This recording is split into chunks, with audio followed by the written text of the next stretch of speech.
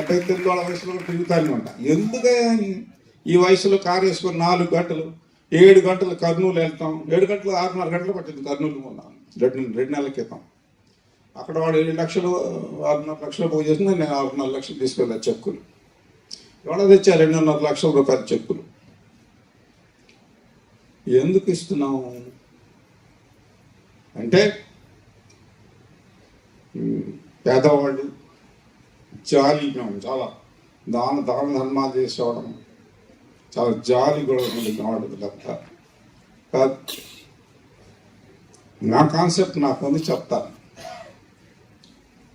నాకేం జాలి, దాన ధర్మాలు అంటే అసలు ఇష్టం ఉండదు. కష్టపడి సంపాదించిన దాన ధర్మాలు ఎవరు చేస్తారు? నాకేం పని. అయినా ఇప్పుడు 22 కోట్లు ఇచ్చాను ఇప్పటి వరకు. గొప్ప స్కాలర్షిప్ ఇచ్చిన కారణాలు వేరు. జాలిపడి ఇవ్వలేదు, మీరంతా ఇది గొప్పవాళ్ళు అయిపోవాలి ఇవ్వలేదు. నా దేశం భారతదేశం, భరతమాత బిడ్డని నేను. ఈ భరతమాత ప్రపంచంలోనే భారతదేశం గొప్ప దేశంగా మారాలని విపరీతమైన కోరిక నాకు చిన్నప్పటి శివాజీ మహారాజుల గురించి విన్నా,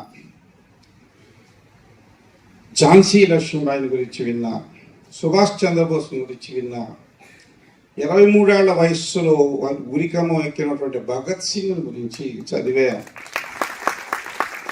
మహాత్మా గాంధీని గురించి చదివా. ఇంకా చాలామంది పెద్దలు, స్వాతంత్ర సమరయోధులు సెల్యులర్ జైలు అండమాన్ దీవుల్లో నానా కష్టాలు పడి ఆస్తులు పోగొట్టుకొని ప్రాణాలు పోగొట్టుకొని కుటుంబాలను వదిలేసి నానా కష్టాలు పడ్డారు ఆ బ్రిటిష్ వాళ్ళ చేతుల్లో. అవన్నీ చదివినప్పుడు చిన్నతనం నుండి నా దేశం కూడా, నా భారతదేశం కూడా గొప్ప దేశం కావాలి చేత వాళ్ళు ప్రాణాలు ఇచ్చారు. నేనేమి ఇవ్వాలి? నా వంతేంటి? స్కాలర్షిప్తో చదువుకొని వాళ్ళ దయాదాక్షిణ్యాలు, సమాజం దయాదాక్షిణ్యాల మీద చదువుకొని బ్యాంకుల్లో లోన్లు తెచ్చుకొని ఇండస్ట్రీలు పెట్టి డబ్బులు సంపాదించాం. మరి నేనేమి ఇవ్వాలి? ఆయన ప్రాణం ఇచ్చాడు భగత్ సింగ్, సుభాష్ చంద్రబోస్ ప్రాణం ఇచ్చాడు. నేనేమి ఇవ్వాలి?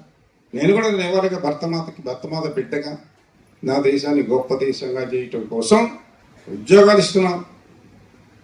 స్కాలర్షిప్లు ఎందుకు ఇస్తున్నామంటే మీరు కూడా భరతమాతకి కావాల్సిన ఆ గొప్పతనాన్ని తీసుకురావడం కోసం, భారతదేశాన్ని గొప్ప దేశంగా చేస్తాను ఆశతో ఇస్తాను.